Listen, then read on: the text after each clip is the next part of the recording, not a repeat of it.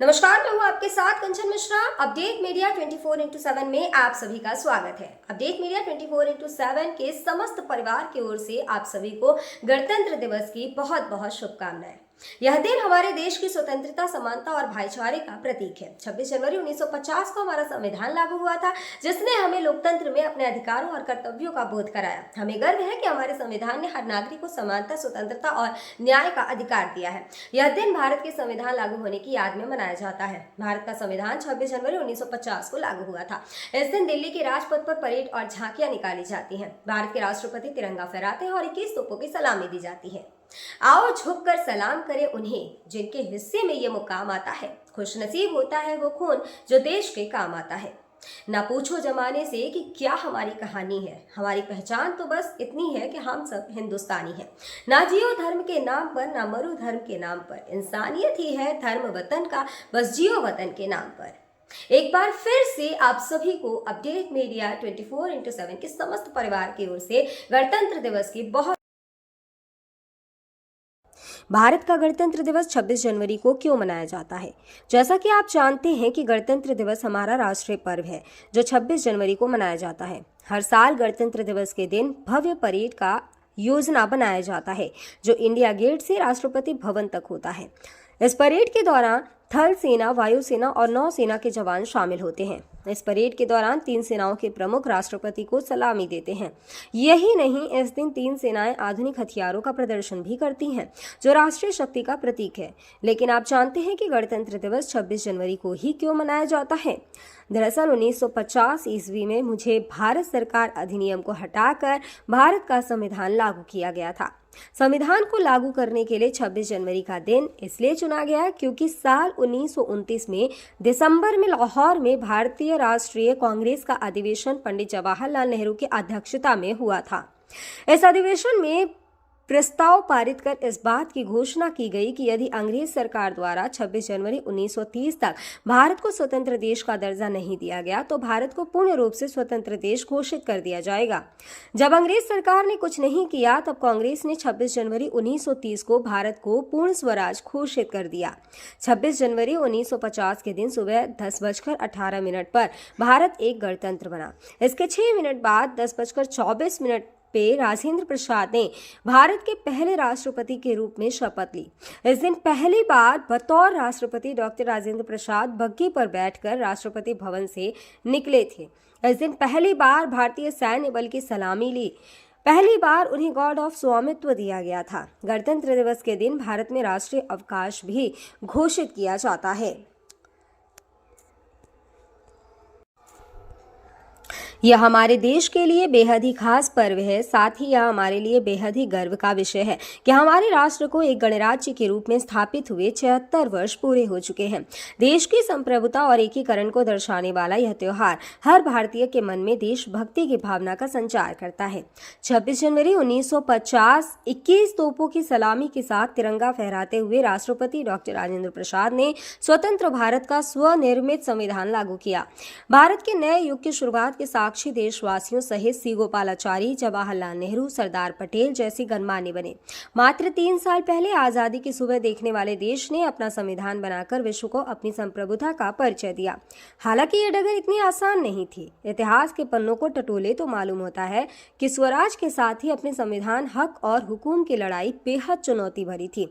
दरअसल अंग्रेजों की गुलामी से त्रस्त देशवासियों को प्रथम विश्व युद्ध के दौरान एक सुनहरा अवसर हाथ लगा जब ब्रिटेन की ओर से मदद की गुहार लगाई गई। भारतीयों ने सहर्ष प्रस्ताव स्वीकार किया और वर्ल्ड वॉर में ब्रिटेन के साथ खड़े नजर आए।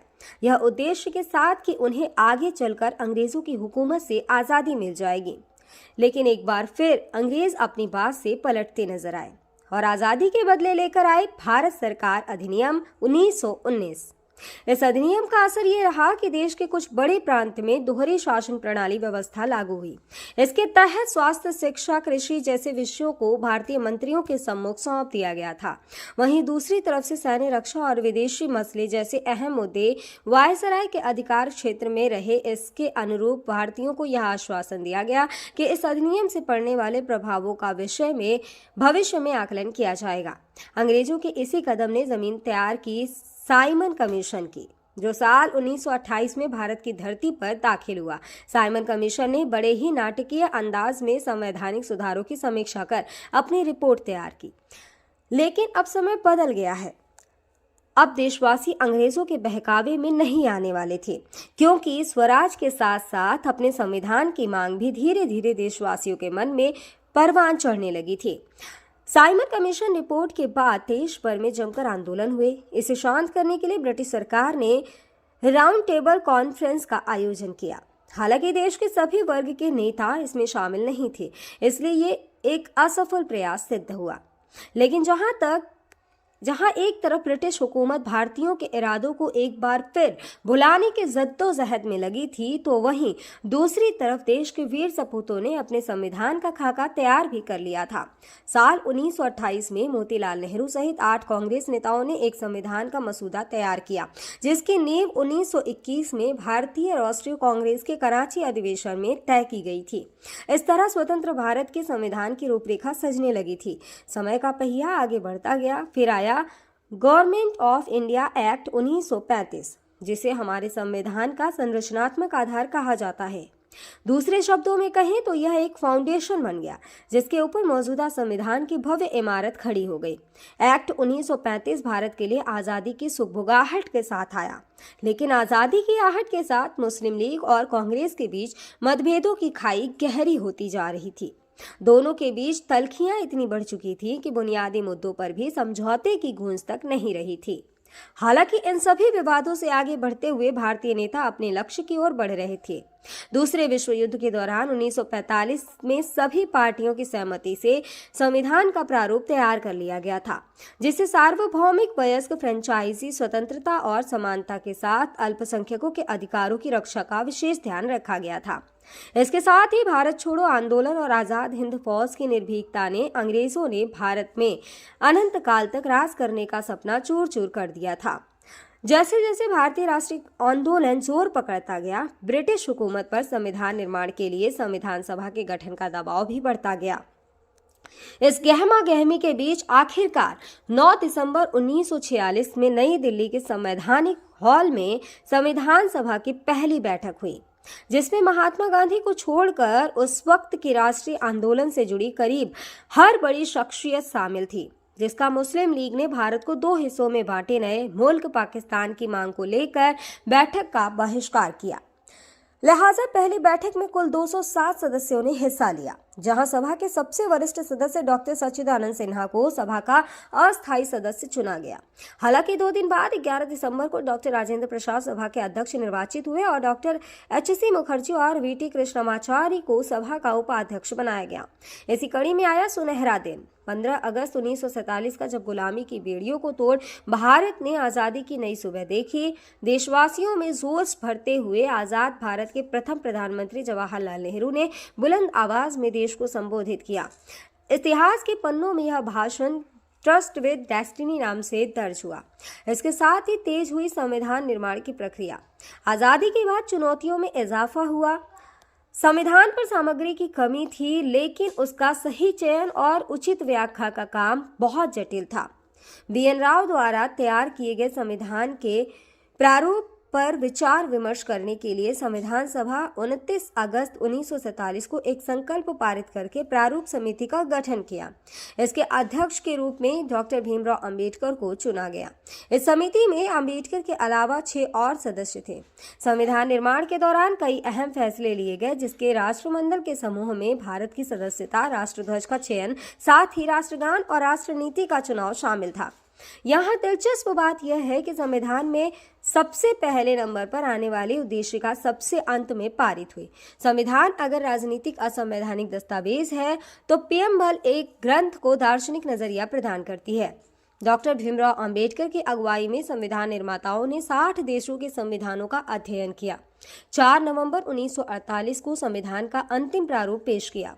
संविधान तैयार करने के बाद मुश्किल खड़ी हुई कि इसे सुंदर अक्षरों में पिरोकर कैसे संजोया जाए।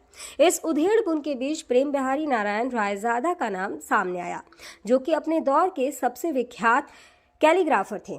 उसके बाद भारत का संविधान प्रेम बिहारी नारायण रायजादा सुलेख फॉन्ट में लिखा गया। उसके प्रत्येक पृष्ठ को नंदलाल बोस के मार्गदर्शन में शांति निकेतन के कलाकारों द्वारा अलंकृत किया गया। इस तरह कुल 2 साल 11 महीने और 18 दिनों में विश्व के सबसे बड़े लोकतंत्र का स्वनिर्मित संविधान बनकर तैयार हुआ। आधिकारिक तौर पर 26 नवंबर 1949 को संविधान को पारित किया गया, जिस पर संविधान समिति के 15 महिलाओं सहित 284 सदस्यों ने हस्ताक्षर किए। वहीं संविधान लागू करने के लिए 26 नवंबर को चुना गया, क्योंकि 26 जनवरी 1930 को भारतीय कांग्रेस के लाहौर अधिवेशन में पूर्ण स्वराज का प्रस्ताव रखा गया था। इतिहास में इसे प्रथम स्वतंत्रता दिवस के रूप में भी जाना जाता है। यही कारण है संविधान लागू करने के लिए भारत के प्रथम स्वतंत्रता दिवस यानी 26 जनवरी को चुना गया। 26 जनवरी 1950 दिल्ली की सर्दी को देशभक्ति मात दे रही थी, जब राजगोपालाचारी ने अपने शब्दों में भारत को संप्रभु लोकतांत्रिक गणतंत्र घोषित किया। इसके बाद डॉक्टर राजेंद्र प्रसाद को भारत के पहले राष्ट्रपति की शपथ दिलाई गई। उसके बाद सार्वजनिक समारोह की शुरुआत हुई, जिसमें राष्ट्रपति डॉक्टर राजेंद्र प्रसाद और मुख्य अतिथि इंडोनेशिया के अध्यक्ष सुकर्नो हुए और मुख्य अतिथि इंडोनेशिया के अध्यक्ष सुकर्नो भी शामिल हुए। इसी तरह दिनांक 26 जनवरी 1950 इतिहास के पन्नों में स्वर्णिम अक्षरों में दर्ज हो गया। ग्राम शहबाजपुर, ब्लॉक माधवगढ़, जनपद जालौन प्रधान कमलेश की ओर से समस्त गांव वासियों, नगर वासियों और देशवासियों को गणतंत्र दिवस की बहुत बहुत शुभकामनाएं। और साथ ही भारत में एक और बीमारी ने दस्तक दे दी है। ये बीमारी है HMPV। चीन के बाद अब भारत में भी HMPV ने दस्तक दे दी है। भारत में HMPV के 2 केसेस मिले हैं, जिसके बाद लोगों के मन में डर और सवाल पैदा हो गए हैं। सवाल ये कि HMPV वायरस क्या है, HMPV वायरस के लक्षण क्या है, HMPV वायरस से कैसे करें बचाव, और क्या HMPV कोई नया वायरस है? अगर आपके मन में भी ये सवाल है तो यहाँ आपको हर सवाल के जवाब मिल जाएंगे। चीन में ह्यूमन मेटान्यूमो वायरस की वजह से वायरल बुखार, श्वसन संक्रमण के बड़े मामले सामने आ रहे हैं। कर्नाटक में 2 मामले सामने आए हैं, जिनमें बेंगलुरु में भी 8 महीने की बच्ची में इस वायरस के संक्रमण का मामला सामने आया है। अब सवाल ये है कि आखिर HMPV क्या है? HMPV यानी ह्यूमन मेटान्यूमो वायरस एक श्वसन वायरस है जो फ्लू जैसे लक्षण पैदा करता है। अब निचले और ऊपरी श्वसन संक्रमण जैसे सर्दी का कारण बनता है। यह एक मौसमी बीमारी है जो आमतौर पर सर्दियों और शुरुआती वसंत में होती है, जो RSV यानी रेस्पिरेटरी सिंसिटियल वायरस और फ्लू के समान होते हैं।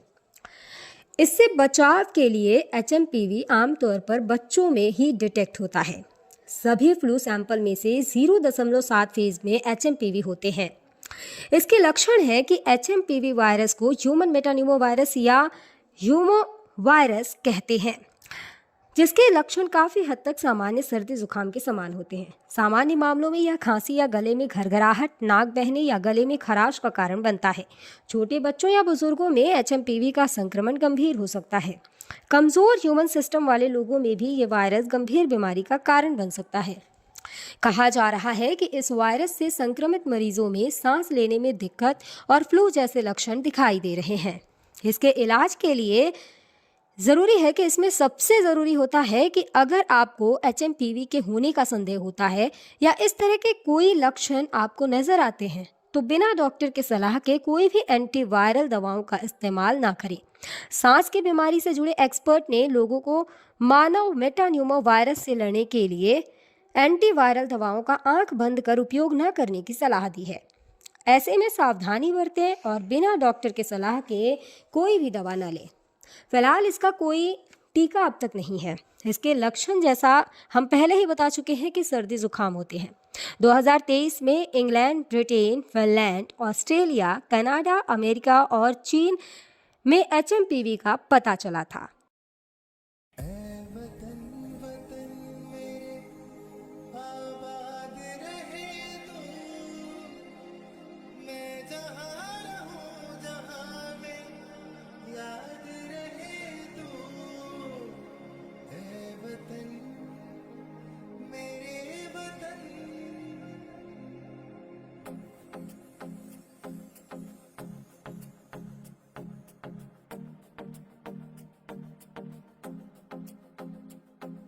मेरा रंग दे